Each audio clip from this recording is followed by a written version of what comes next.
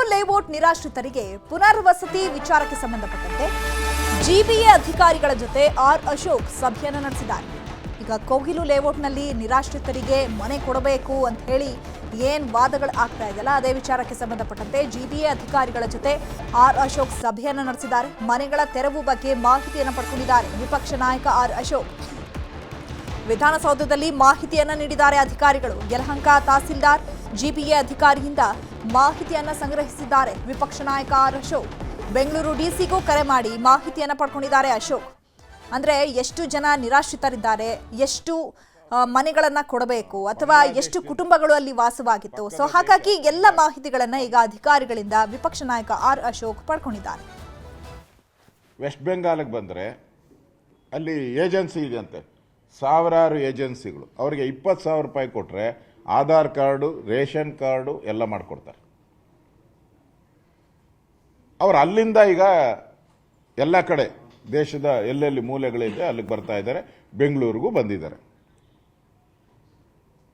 ಮುಖ್ಯಮಂತ್ರಿನೇ ಹೇಳಿದ್ದಾರೆ ಅವರು ನಮ್ಮ ರಾಜ್ಯದವರಲ್ಲ ಅಂತೇಳಿ. ಹುಷಾರಾಗಿ ನಮ್ಮ ದೇಶದವರಲ್ಲ ಅಂತ ಹೇಳಿಲ್ಲ, ನಾನು ಹೇಳ್ತಾ ಇದ್ದೀನಿ. ಅವರು ಆ ಥರ 20,000 ಕೊಟ್ಟು ಆಧಾರ್ ಮಾಡ್ಕೊಂಡು ಇಲ್ಲಿಗೆ ಬಂದಿದ್ದಾರೆ.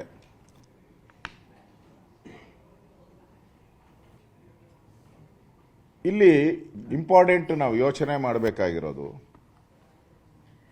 ಮುಖ್ಯಮಂತ್ರಿಗಳು ಮಾನವೀಯತೆ ಆಧಾರದ ಮೇಲೆ, ಅವ್ರ ಪ್ರೆಸ್ ಮೀಟಲ್ಲಿ ನೋಡಿದೆ, ಅವರು ಮಾನವೀಯತೆ ಆಧಾರದ ಮೇಲೆ ಅವರೆಲ್ಲರಿಗೂ ವಸತಿ ಯೋಜನೆಯ ಅಡಿಯಲ್ಲಿ, ಆಶ್ರಯ ಯೋಜನೆ ಅಡಿಯಲ್ಲಿ ಅವರಿಗೆ ಅವಕಾಶ ಮಾಡಿಕೊಡ್ತೀರಿ ಅಂತ ಹೇಳಿದ್ದಾರೆ. ಈಗಾಗಲೇ ಜಿಲ್ಲಾಧಿಕಾರಿಗಳಿಗೂ ಸೂಚನೆಯನ್ನು ಕೊಟ್ಟಿದ್ದಾರೆ. ಹೌಸಿಂಗ್ ಬೋರ್ಡು ಅದೇ ಮಂತ್ರಿ ಇರೋದು ಅವರು, ಜಮೀರ್ ಅಹಮದ್ ಅವ್ರಿಗೂ ಸೂಚನೆ ಹೋಗಿದೆ. ಸೂಚನೆಯನ್ನು ಅವರೇ ಮಾಡಿಬಿಟ್ಟಿರ್ತಾರೆ. ಮತ್ತು ಜಿಬಿಎ ಅಧಿಕಾರಿಗಳು, ಕಮಿಷನರ್ ಅವ್ರಿಗೂ ಸೂಚನೆ ಹೋಗಿದೆ. ಇಷ್ಟು ಜನಕ್ಕೂ ನಾನು ಬೆಳಗ್ಗೆ ಮಾತಾಡಿದ್ದೀನಿ, ಡಿಸಿಗೂ ಮಾತಾಡಿದ್ದೀನಿ. ಈಗ ಇನ್ಫಾರ್ಮೇಷನ್ ತಗೊಳಕ್ಕೋಸ್ಕರ ತಹಸೀಲ್ದಾರು, ಆಮೇಲೆ ಕರಿಗೌಡರು, ನಮ್ಮ ಘನತ್ಯಾಜ್ಯ ನಿರ್ವಹಣೆ ಚೀಫ್ ಇಂಜಿನಿಯರ್ ಅವ್ರನ್ನೆಲ್ಲ ತಗೊಂಡು ಈಗ ಮೀಟಿಂಗ್ ಮಾಡಿ, ಮಾಹಿತಿಯನ್ನು ಪಡೆದಿದ್ದೀನಿ. ಅವರಿಂದ ಕರೆಸಿದ್ದೆ ನಾನು ಅವರೆಲ್ಲರನ್ನು. ಸಭೆ ಮಾಡೋಕ್ಕಲ್ಲ, ಮಾಹಿತಿ ತಗೊಳಕ್ಕೆ ಇಷ್ಟೂ ತಹಸೀಲ್ದಾರನ ಎಲ್ಲರೂ ಅಧಿಕಾರಿಗಳ ಮಾಹಿತಿ ತಗೊಳಕ್ಕೋಸ್ಕರ ಕರೆಸಿದ್ದೆ. ಅವರೆಲ್ಲರ ಹತ್ರ ಮಾಹಿತಿ ತಗೊಂಡಿದ್ದೀನಿ. ಇಲ್ಲಿ ನನಗೆ ಇರೋ ಪ್ರಕಾರ ಈಗ ಕೋಗಿಲು ಗ್ರಾಮದಲ್ಲಿ ಇದು ನಕ್ಷೆ, ಸರ್ವೆ ನಂಬರ್ 99ರ ನಕ್ಷೆ ಇದು ಪೂರ್ತಿ, ಇದು ಸರ್ವೆ ನಂಬರ್, ಇದೆಲ್ಲ ಪೂರ್ತಿ 99. ಇವೆಲ್ಲನೂ ಪೂರ್ತಿ 99 ಸರ್ವೆ ನಂಬರು.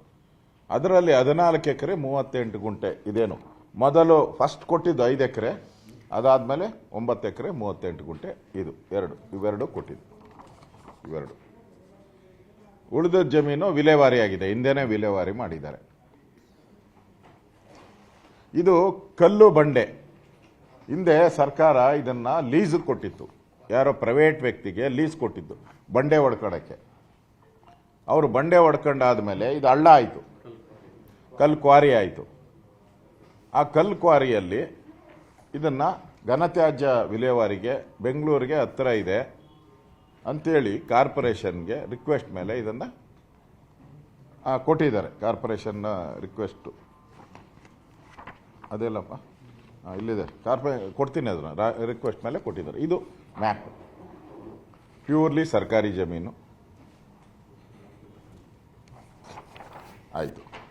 ನಾನು ಸರ್ಕಾರನ ಕೇಳೋ ಅಂಥದ್ದು, ಇವರು ಯಾರೋ ಅವ್ರ ಪರವಾಗಿ ಜಮೀರ್ ಅಹಮದ್ ಖಾನ್, ಈಗ ಸರ್ಫಾಸ್ ಖಾನ್ ಅಲ್ಲೇ ಇದ್ದಾನೆ, ಮೊನ್ನೆ ರೈಡ್ ಆಯ್ತಲ್ಲ, ಅವರೇ ಅಲ್ಲೇ ಇದ್ದಾನೆ. ಈಗ ಎಲ್ಲ ಸರ್ವೆ ಮಾಡ್ತಾ ಇದ್ದಾರೆ. ಈಗ ಅಲ್ಲೇ ಕೂತ್ಕೊಂಡ್ಬಿಟ್ಟಿದ್ದಾನೆ ಪಟ್ಟಿ ಹಿಡ್ಕೊಂಡು ಅಲ್ಲಿ. ಅವ್ರು ಹೇಳ್ತಾ ಇದ್ದಾರೆ, ನಾನು ಮಾಧ್ಯಮದಲ್ಲಿ